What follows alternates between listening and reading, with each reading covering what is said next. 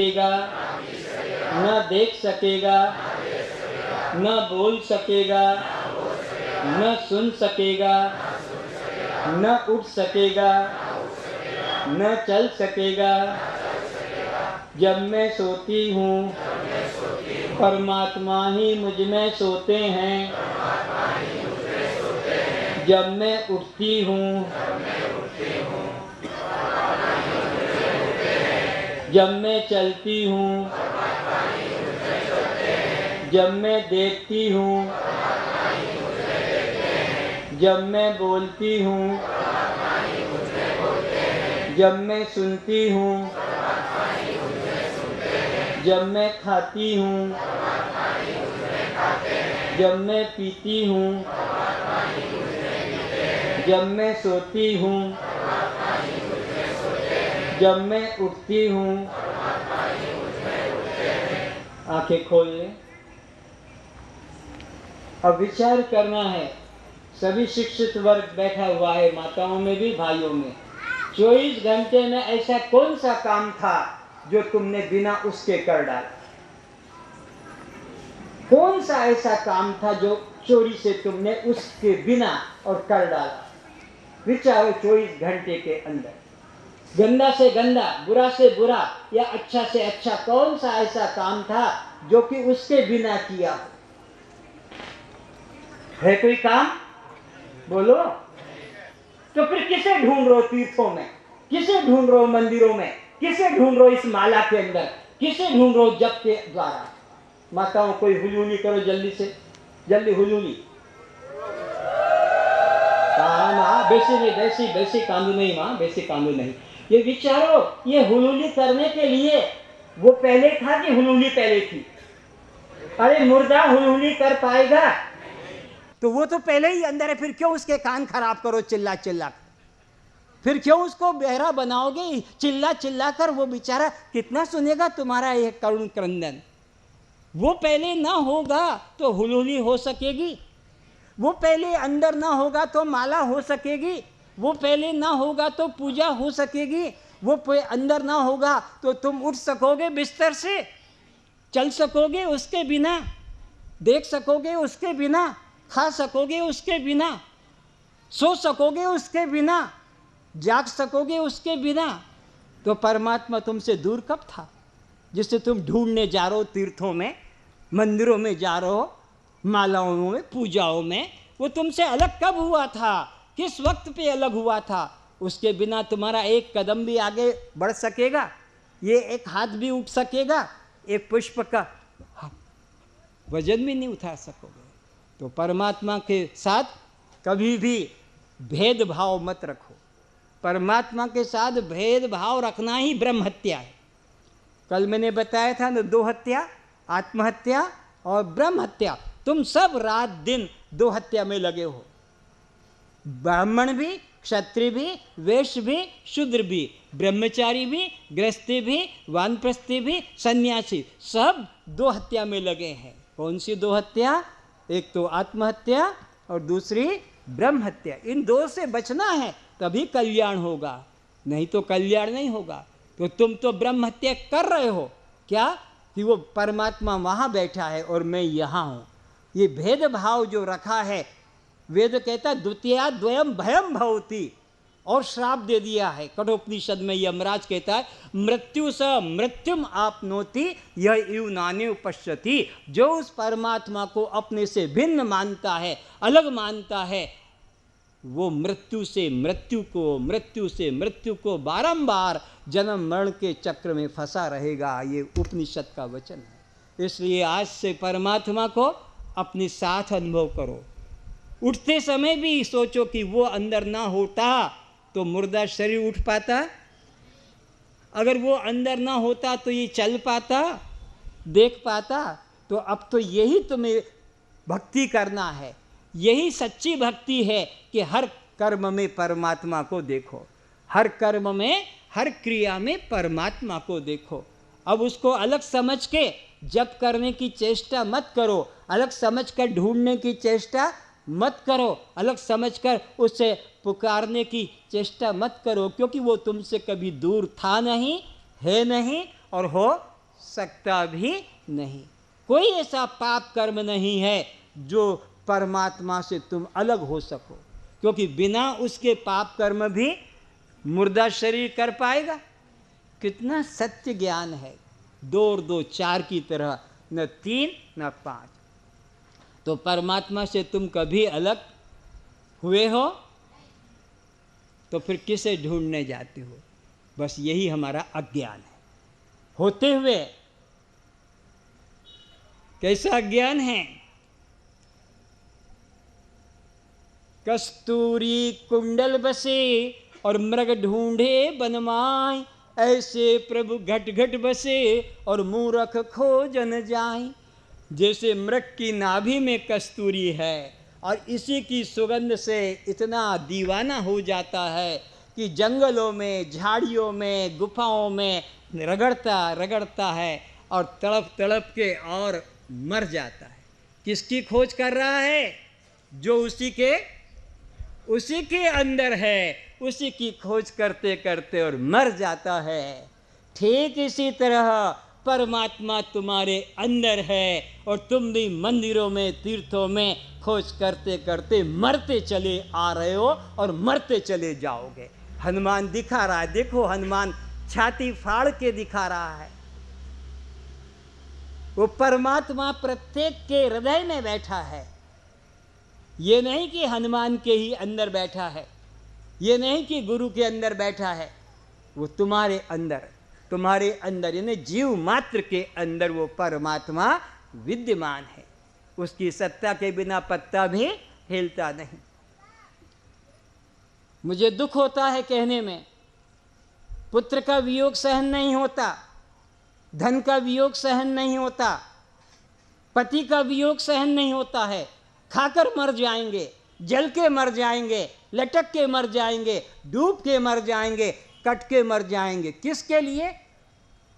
पुत्र खो गया अथवा धन हमारा चला गया कि पति चला गया, और तब तक तुम्हें चैन नहीं पड़ता। खाना पीना छोड़ देते हो, खुशियां छोड़ देते हो, और तुम अभी तक जिंदा कैसे हो? मर क्यों नहीं गए? तुम्हें परमात्मा का वियोग कैसे सहन हो गया? धन का वियोग सहन नहीं होता, पुत्र का वियोग सहन नहीं होता है, खाना पीना सब छूट जाता है, हंसी मजाक, शादी ब्याह सब क्यों? पुत्र का वियोग, धन का वियोग, पति का, पत्नी का वियोग, और तुम भगवान के वियोग में अभी तक जिंदा कैसे हो? शादियां कर रहे हो, मकान बना रहे हो, बच्चे पैदा कर रहे हो। जीवन मिला था तुम्हें किस लिए? आत्मानुसंधान के लिए, सेल्फ रियलाइजेशन के लिए मिला था, मुक्ति के लिए मिला था, परमात्मा को पाने के लिए मिला था। उस कार्य को छोड़ ही दिया। कैसे अच्छा लग रहा है तुम्हें खाना पीना, कैसे अच्छा लग रहा है बच्चे पैदा करना, तुम्हें कैसे अच्छा लग रहा है धन का संग्रह करना, क्योंकि जिसके लिए तुम्हें ये जीवन मिला था उसको तो मन में नहीं लाए। ये संसारी पुत्र, संसारी धन, संसारी पति पत्नी का वियोग तुम्हें सहन नहीं होता है। उसके लिए घर छोड़कर खोजते हो, कहाँ कहाँ कहाँ, जब तक वो नहीं मिलता है चैन नहीं। और परमात्मा के बिना तुम्हें मजा आ रहा है शादी करने का, स्त्री का संबंध करने का, पुत्र पैदा करने का, मकान बनाने का, कैसे अच्छा लग रहा है उसके बिना जिसके लिए जीवन मिला था। मर जाते अभी तक। अगर सचमुच में परमात्मा से प्यार होता तो, लड़के से प्यार है तो मर जाओगे, पत्नी से प्यार है तो मर जाओगे, धन में प्यार है मर जाओगे, कट जाओगे। और परमात्मा में तुम्हारा प्यार किसी का नहीं है, किसी का नहीं है। ये सब ऊपरी नाटक है। मंदिर जाना, मस्जिद जाना, चर्च गुरुद्वारा जाना, ये गीता रामायण कुरान पुराण पढ़ना, ये मंदिर माला पूजा पाठ सब ढोंग, सब पाखंड है। अगर ये सचमुच में परमात्मा की प्यार होता तो उसके बिना तुमको रात को नींद नहीं आती, उसके बिना दिन में चैन नहीं आता। कहाँ मिलेगा, कब मिलेगा, कैसे मिलेगा? एक औरत मर जाती, दूसरी औरत ले आते हो, तीसरी ले आते हो, एक बच्चा पैदा नहीं हुआ, दूसरे बच्चे के लिए और शादियां कर लेते हो। परमात्मा के लिए क्या हुआ तुम्हें? कुछ दर्द है, कुछ दुख है? अगर कोई जादूगर जीभ काट कर दिखाता है, अगर गर्दन काट के दिखाता है तो तुम कहते हो भाई हमको ये मत दिखाना, तू तुम्हारा पैसा ले ले 1-2 रुपया। जादूगर दिखा। हनुमान जी ने कब से छाती चीर के दिखा रहा है। किसी को मन में आया कि अब तुम बंद कर दो, हाँ अब हमको मत दिखाओ, अब हम परमात्मा को खोजेंगे। तो ये झूठे नारे हैं। परमात्मा की खोज के मंदिरों जाना, तीर्थ जाना, माला पूजा उपवास करना, एक भी नहीं है किसी को हृदय से परमात्मा के प्रति प्यार। परमात्मा के प्रति प्यार होता तो इतने तुम जिंदा रह पाते, उसके बिना वो तुमको उसी वक्त मिल जाता। तुम्हारी पुकार होनी चाहिए, उसके आने में देर नहीं, क्योंकि वो तुमसे कभी दूर नहीं। तुमसे दूर होता तो तुमको घर छोड़ना पड़ता, पत्नी छोड़ना पड़ती, खेती नौकरी व्यापार छोड़ना पड़ता, लेकिन तुम्हारे अंदर तो उसकी तरफ नहीं, प्यास नहीं। इसलिए दुख होता है कि जो अंदर बैठा है और हुलूली कर रहे हैं, अंदर बैठा और वो माला करने में लगा है, गले में डाल दिया है, अब हाथ चल रहे हैं। किसके द्वारा हाथ चल रहा है? ये किसके द्वारा जीवा से जप हो रहा है? किसके द्वारा तुम तीर्थों में और मंदिरों में घूम रहे हो? इसलिए उस परमात्मा का कभी वियोग अनुभव मत करो, बल्कि उसको रियलाइज करो, अनुभव करो कि वह मुझसे अलग, मुझसे दूर नहीं। हर कर्म में उसको साथ देखो। उसके बिना हम खा सकेंगे? मुर्दे को खाते देखा? बोलो। कोई समझदार है तो पागलपन में जो मोबाइल चालू करके बैठा है बंद कर दे। जबकि शिक्षित व्यक्ति सत्संग में आते हैं तो मोबाइल लेकर भी नहीं आते। जो शिक्षित हैं, जो अशिक्षित है, जो सिनेमा देखने वाले हैं, नाटक देखने वाले हैं, वो चलो इस भीड़ में हम भी बैठ के देखें क्या हो रहा है, इसलिए मोबाइल ऑन करके बैठे। जो सत्संग में और तीर्थ में और मंदिर में मोबाइल लेकर जाते हुए महान पापी है, महान पापी है। क्योंकि तुमने क्या कहा? भगवान के आगे प्रार्थना की मंदिर में, और भगवान से प्रार्थना करते करते और जेब में मोबाइल था, रिंग आ गई, तो उसी वक्त पर भगवान की ऐसी की तैसी, और तुम मंदिर से बाहर जाके हाँ हेलो हेलो हाँ, बस यही तो करोगे। भगवान को ठुकरा कर और बीवी बच्चे की बात के लिए वहाँ चले जा। तीर्थ में गए हो, वहाँ पर जाकर भी दिन में 4-4, 6-6 बार दुकान का, घर का पता करते रहते हो। बिजनेस कैसा चल रहा है, क्या खरीदा, क्या बिक्री हुआ, बच्चा कैसा है, पत्नी कैसी है। वहाँ बैठकर तो तुम काहे को तीर्थ में मरने गए? किसने तुमको बुलाया था? तीर्थ में गए हो और मोबाइल जेब में, तो ये तो संसार तो साथ लेके जा रहे हो। तुम मंदिर में गए हो, मोबाइल जेब में, वो तो तुम तो फिर सत्संग में कहाँ, मंदिर में नहीं गए। और अब गुरु को क्या कहा? गुरु साक्षात बोलते हो ना, तोतों की तरह, सुआ की तरह, गुरु साक्षात परम ब्रह्म। गुरु के आगे हाथ जोड़ो, गुरु ब्रह्मा गुरु विष्णु और गुरुदेवो महेश्वर, गुरु साक्षात ट्रिन ट्रिन, ऐसी की तैसी गुरु की, और बाहर चले जाओगे और जाकर उसकी आराधना करने लग जाओगे। मोबाइल की अवस्था। इसलिए जो सच्चे पिपासु है सत्य के, वो कभी भी मोबाइल लेकर सत्संग में नहीं आते हैं। ये मोबाइल तो तुम्हारा सत्यानाश करने वाला है, ये सत्य की प्राप्ति नहीं होने देगा, क्योंकि वो तुमको संसार में खींचेगा। तो परमात्मा के संबंध में बात कर रहा हूँ कि परमात्मा जैसे इसके नाभि के अंदर कस्तूरी है और ये बाहर खोज के जीवन समाप्त कर देता है। इसे कस्तूरी बोलो नहीं मिलती। क्यों नहीं मिलती? अगर बाहर होती तो मिल जाती। ऐसे ही तुम लोग भी, परमात्मा हृदय मंदिर में बैठा है और तुम भी खोज खोज के मंदिरों में, तीर्थों में, और ऐसे ही मरते चले आ रहे हो जैसे ये मर जाता है किसके वियोग में? कस्तूरी के। और तुम भी ऐसे ही मर जाओगे परमात्मा की खोज के अंदर। इसलिए परमात्मा को हर समय, हर क्रिया में अनुभव करो कि वो मेरे साथ है, तो तुम्हारा जीवन सदाचारी बन जाएगा। तुम्हारा जीवन दुराचारी इसलिए बना है कि उसको मंदिर के कैद खाने में बंद कर रखा है, तीर्थ के कैद खाने में, जेल में डाल रखा है। इसीलिए इधर ठाठ से चोरी, डकैती, गर्भपात, व्यभिचार, लूट हो रही है। क्यों? वो वहाँ बैठा है। अरे अपने साथ देखो, मैं जो भी कर रहा हूँ वो देख रहा है। कोई लड़का अपने बाप के सामने गलत काम करेगा? बोलो कि मेरा बाप देख रहा, तो बाप का बाप है और हम उसके बच्चे, तो क्या उसको साथ रखकर गलत काम करेंगे? उसको साथ रख के शराब पिएंगे, उसको साथ रख के सिगरेट पिएंगे, उसको साथ रख के गुटखा डालेंगे, उसको साथ रख के चोरी कर सकेंगे, उसके साथ रख कर क्या व्यभिचार कर सकेंगे? बोलो, कर सकेंगे? तो क्यों कर रहे हैं? क्योंकि उसको मंदिर में मान रखा है, उसको तीर्थ में मान रखा है, उसको चर्च गुरुद्वारे में मान रखा है, इसलिए हमारा पाप करने का साहस बढ़ जाता है। तो परमात्मा को जान लो, वो व्यक्ति नहीं शक्ति है, उसका हमें अनुभव करना है। अब कैसे अनुभव करना है शक्ति का? अभी बचपन बिस्तर से उठने से लेकर रात्रि के सोने तक और सोने से उठते तक का आपको अनुभव कराया कि कोई भी क्रिया उसकी शक्ति के बिना, उसके बिना तो वो हमारे सदा साथ है। पर ये बात तुमको याद नहीं है।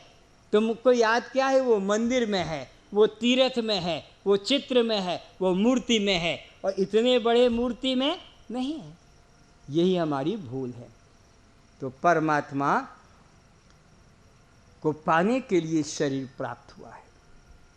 बड़े भाग्य मानुष तन पावा, मनुष्य सदृशम जन्म कुत्रापि ने विद्यते। वेद कहता है ये मनुष्य के समान जीवन और किसी को नहीं मिलता, इतना दुर्लभ है। सब इसकी इच्छा करते, देवता, यक्ष, पितृ, यक्ष, किन्नर, राक्षस, पशु, पक्षी। क्यों? यहाँ आकर अखंड शांति का अनुभव कर सकते हैं, बंधन से छुटकारा ले सकते। और कोई योनि नहीं जिसमें जाकर आपको अखंड शांति मिले। ये जीवन आपको केवल आत्मबोध के लिए मिला। साधन धाम मोक्ष कर द्वारा, पाई न जही परलोक सवारा। सो परत्र दुख पावहीं, सिर धुन धुनि पछताए। कालहि कर्महि ईश्वरहि, मिथ्या दोष लगाए। जो न तरे भव सागर, ये जो मानव जीवन मिल गया, ये प्रभु की कृपा हो गई। ये मत कहना कि जब ईश्वर की कृपा होगी तब हम कर पाएंगे। ये ही तो पहला प्रमाण है। बड़े भाग्य मानुष तन पावा, ये ईश्वर की कृपा हो गई। और अब ज्ञान देने वाला भी आ गया, ये दूसरी कृपा हो गई, जिसको कहते गुरु कृपा, शास्त्र कृपा। और चौथी कृपा तुम्हारी जरूरत है, आत्म कृपा। तुम्हारी कृपा जब तक नहीं होगी तब तक ईश्वर की कृपा का भी मूल्य नहीं, शास्त्र कृपा का भी मूल्य नहीं, और गुरु की कृपा का भी मूल्य नहीं। मूल्य तो आत्म कृपा से सब होगा। ये चार कृपाएं हैं, ईश्वर कृपा, शास्त्र कृपा, गुरु कृपा और आत्म कृपा। तो अब तो तुम्हारी कृपा होना बस बाकी है, बाकी तो सब सामग्री तैयार है। तो जो न तरे भव सागर, नर समाज अस पाए। सो कृत निंदक मंदमती, आत्महन गति जाए। ऐसा व्यक्ति जिसने देव दुर्लभ जीवन को पाया, फिर उस पर शास्त्र की कृपा भी हो गई, गुरु की कृपा हो गई, और अपनी कृपा न हो करे तो कहते हैं आत्महन गति जाए। कहाँ जा रही हो? आत्महत्यारे की गति को प्राप्त करता है। आत्महत्यारा कौन? जो इस देव दुर्लभ मानव जीवन को पाकर भी आत्मा को जानने की इच्छा, पाना नहीं है ही, पर जानते नहीं, बस जानना है। परमात्मा के राज्य में कभी पाने के लिए एक पुष्प भी नहीं बाकी है, एक पत्र भी नहीं चाहिए परमात्मा के लिए। न तुलसी पत्र चाहिए, न पुष्प चाहिए। परमात्मा ओम पूर्णमदः पूर्णिदम्, वो तो पूर्ण है, उसमें कुछ जोड़ने का नहीं, कमी नहीं। केवल जानना है, जानना है, पाना नहीं है परमात्मा को। बोलो, पाना कहाँ है संसार में? क्योंकि सब हमसे अलग है, सब हमसे दूर है। तो उसके लिए हमको पाना है, पैसे से, चलकर, मांगकर, पैदा करके। पर परमात्मा को न चलकर पाना है, न कीमत चुकाकर पाना है, न उसको उत्पन्न करना है। परमात्मा के लिए केवल जानना है। इसलिए उपनिषद कहता ज्ञानादेव तु कैवल्यम, ज्ञानादेव तु कैवल्यम, ऋते ज्ञाना न मुक्ति। ये वेद के वचन है, रामायण के वचन। जानत तुम ही, बस तुम ही हो जाही। उसको जानकर फिर वही हो जाता है। जानने की बात आई है। परमात्मा के राज्य में पाने की बात नहीं है। संसार में पाना है, पुत्र पाना है, धन पाना है, मकान पाना है, पति पाना है, खेती पाना है, नौकरी पाना है और कुछ कुछ पाना है। संसार में क्यों? कि वो तुमसे अलग है। परमात्मा के राज्य में पाना शब्द का प्रयोग ही मत करना, नहीं तो जीभ कट के गिर जाए, ऐसा सोचना। कहने के पहले जीभ कट के गिर जाए। परमात्मा ने कुछ बाकी नहीं रखा, फिर पाने के अब क्या बात है, केवल जानना है। तो यहाँ बैठकर हम क्या करेंगे? इतने दिनों में परमात्मा को पाएंगे कि जाएंगे? जानेंगे। और क्या जानेंगे? अहम ब्रह्मास्मि, मैं ही तो वह हूँ जिसे खोज रहा था। अरे वो ही तो है जिसे मैं खोज रहा था। अज्ञानता से ऐसे ही तुम्हें बोध जगेगा यहाँ बैठकर कि जिसे मंदिरों में, तीर्थों में, ध्यान में, पूजा पाठ में, माला में खोज रही थी, खोज रहा था, अरे वो तो मैं स्वयं हूँ। और जिसको मैं अपना रूप जान रही थी, जान रहा था, ये मेरा रूप। विचारना, मुरलीधर, धनुषधारी और त्रिशूलधारी, तीन नाम पुकारे मैंने। कौन कौन से? मुरलीधर, धनुषधारी और, तो ये जो मैंने नाम पुकारे, इसमें एक एक की बात है कि दो दो का ज्ञान है। मुरलीधर में एक का बोध है कि दो का, धनुषधारी में एक का बोध है कि दो का, त्रिशूलधारी में एक का बोध है कि दो का? बोलो।